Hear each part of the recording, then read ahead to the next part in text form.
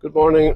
This is Michael Leahy of the Irish Freedom Party speaking to you on the 2nd of May, and it's a beautiful, beautiful May morning down in the west of Ireland. It's such a wonderful, lovely month when the sun comes out. It's the month of Mary, the month of grottos, the month of the Rosary. It's a beautiful, beautiful month, probably my favourite.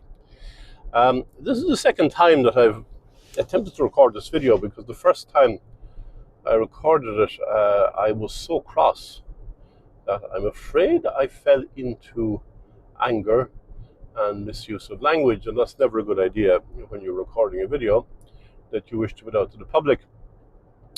But the reason I had become so cross was because I had just watched a video of our esteemed Taoiseach, Mr. Leo Varadker, who had apparently had been asked in the Dáil about the whole issue of these highly explicit, not to say pornographic, books that are being prepared for children in secondary schools, and I think in primary schools as well, promoting homosexuality, among other things, and explaining in very, very graphic and explicit detail about the nature of such niceties as anal sex, mutual masturbation, and so on and so forth.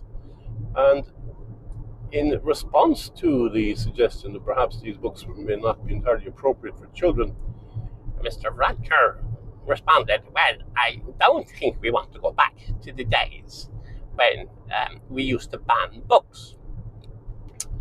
This from somebody who has done more to ban freedom of speech than any other recent Irish leader.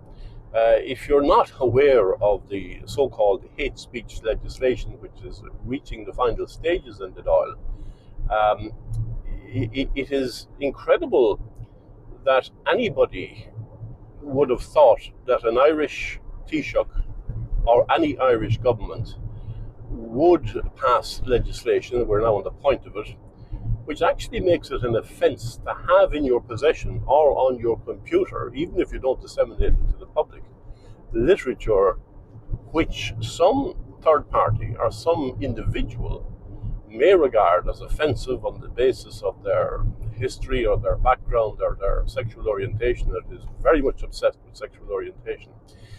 I would have thought it inconceivable to see such legislation on an Irish statute book, given the fact that we claim to be a constitutional democracy. Leo Varadker has done more to promote this than any other Taoiseach, and yet he has the effrontery to claim the high ground in respect of promoting free speech when it comes to facilitating homosexual-oriented and other sexually explicit-oriented pornography in our schools. This can only facilitate the manipulation of children's sexual identity.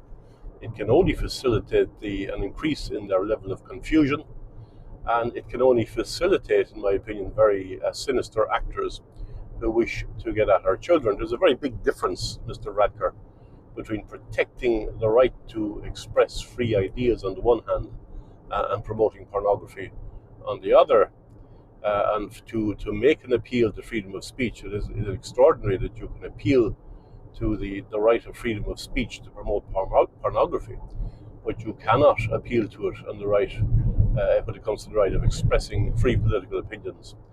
We are getting close to the point where Irish governments, incredibly Western governments, will put people in prison for having in possession even if they don't disseminate it in public, documentation which they disagree with or which disagrees with the government's narrative on such issues as promoting homosexuality or even perhaps climate change or immigration or any of the sensitive issues that form the base narrative of the present Irish uni-party system. We can have no doubt that this legislation will only be used against people of a conservative stripe. We know that our courts, who seem to be absolutely asleep at the wheel when it comes to protecting the people's rights against the imposition of government, we know they would not lift a finger to help us. We know that Fine Gael can rely on its appointed judges to permit this legislation. We know that the person in our Nuachtaran will see absolutely nothing wrong with banning free speech in Ireland. And that's effectively what this legislation will do, while at the same time promoting pornography in schools. It's a quite extraordinary achievement. It's quite extraordinary double think.